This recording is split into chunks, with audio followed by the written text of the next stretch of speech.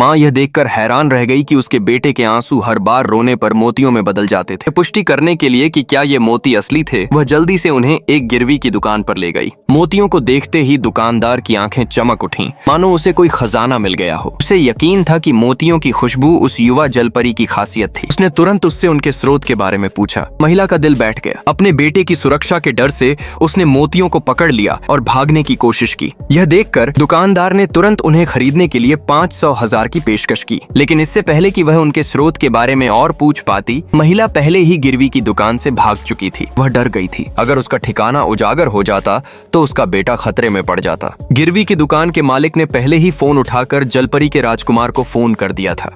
पता चला कि वे जलपरी थे और उनके कबीले में रोने पर आंसू मोतियों में बदल जाते थे। वे समुद्र में सुखी जीवन व्यतीत करते थे, लेकिन हाल के वर्षों में भयंकर समुद्री प्रदूषण के कारण मरी मनुष्य के कई वर्षों तक कोई संतान नहीं हुई।